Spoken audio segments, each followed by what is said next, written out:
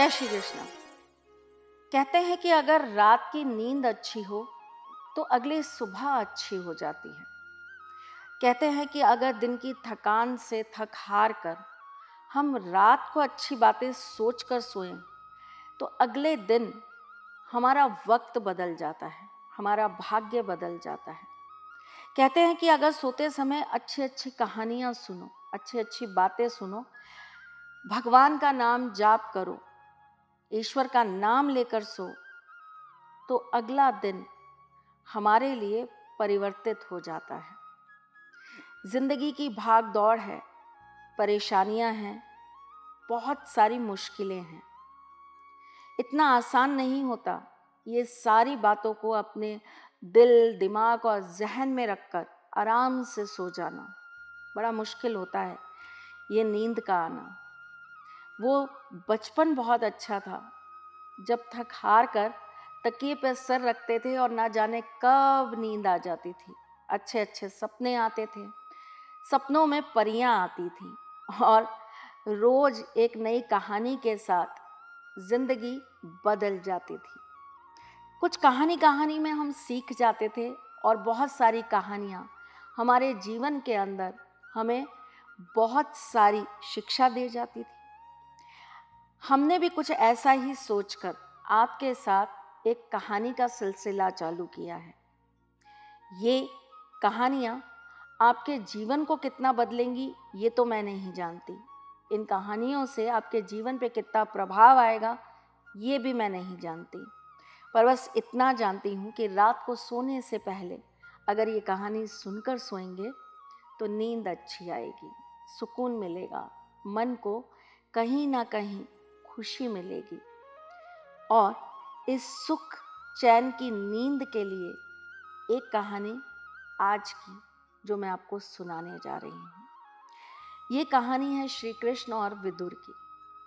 ये कहानी है एक ऐसी लीला की जहाँ भगवान मोह में आकर, अपने भक्त के प्रेम में आकर छिलके तक खा बैठे थे।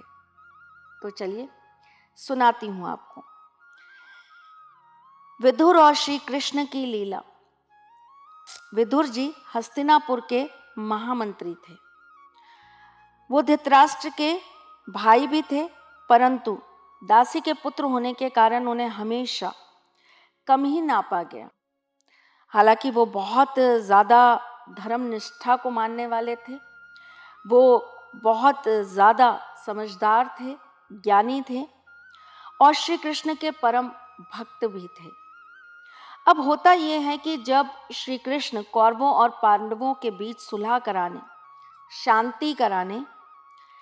शांति का प्रस्ताव लेकर हस्तिनापुर जाते हैं तो सबको लगा कि वो धृतराष्ट्र और दुर्योधन के यहाँ आएंगे। दुर्योधन ने उनके लिए अच्छे अच्छे भोजन बनवाए, आराम की व्यवस्था करी, वैभव की व्यवस्था करी, पर प्रभु को ये सब कहाँ चाहिए। उन्हें तो अपने सच्चे भक्त का हृदय चाहिए और उनका प्रेम चाहिए। इसीलिए श्री कृष्ण सीधे विदुर जी के घर पहुंच गए। विदुर जी घर पर नहीं थे, उनकी पत्नी वहां पर थी। उन्होंने श्री कृष्ण से स्नेहपूर्वक पूछा कि प्रभु आपको भूख लगी है? तो उन्होंने कहा हाँ, मुझे बहुत तेज भूख लगी और मुझे कुछ भोजन मिलेगा माता। विदुर की पत्नी भाव विभोर हो गई, इतनी भाव विभोर हो गई कि अरे प्रभु खुद आ गए, उन्होंने आकर मुझसे खुद भोजन मांग लिया। कैसा हो अगर किसी दिन आपके भी द्वार पर श्री कृष्ण आ जाएं और आकर कहें कि माँ भूख लगी है, कुछ भोजन है, खिलाओगी? तो आप कैसे हो जाएंगे? आपको लगेगा दुनिया के सारे पकवान लाकर मैं इनको खिला दूं। पर आप लीलाएं देखिए ठाकुर जी की, कितनी प्यारी होती हैं। पर विदुर जी की पत्नी जब अंदर गई तो उनके सामने फल आए और उन्होंने क्या किया, उन्होंने भावुकतापूर्ण उन्हीं फलों को छीलना चालू किया, जिसमें उन्होंने केलों को छीलना चालू किया। अब उन्होंने क्या किया, एक प्लेट में छिले हुए केले रखे और एक में छिलके रखे और वो इतनी भाव विभोर हो गई कि वो गलती से वो छिलके वाली थाली ले गई और उन्होंने जाके प्रभु के सामने रख दी और प्रभु को देखने लगी और प्रभु वही प्यार से लाए हुए छिलके खाने लगे। इतने में विदुर जी आ गए।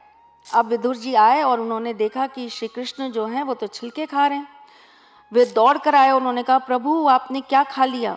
श्री कृष्ण ने मुस्कुरा कर कहा, विदुर, तुम्हारे यहाँ का प्रेम मिला है और वही बस अमृत समझकर खा लिया।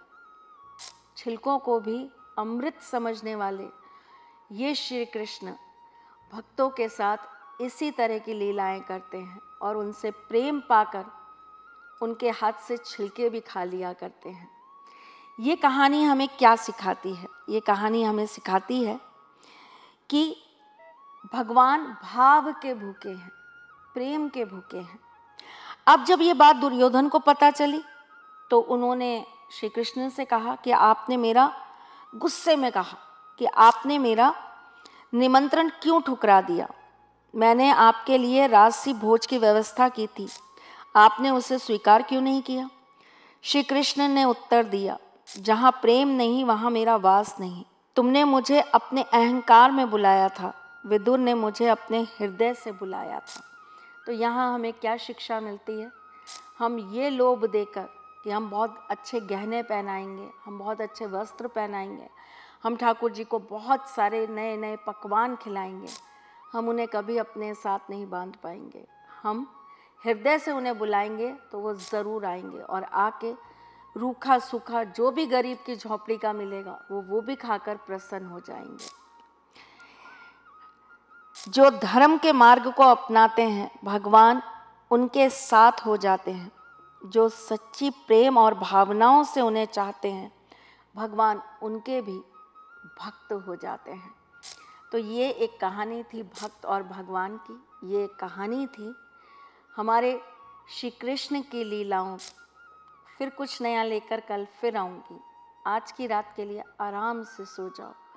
दुनिया यूं ही चलती रहेगी, परेशानियाँ यूं ही घेरती रहेंगी, पर एक नाम श्री कृष्ण का लेकर सुकून की नींद में सो जाओ। आंखें बंद करो, उन्हें स्मरण करो, हृदय में उनके होने का आभास करो और फिर एक अच्छी सी प्यारी सी नींद में सो जाओ।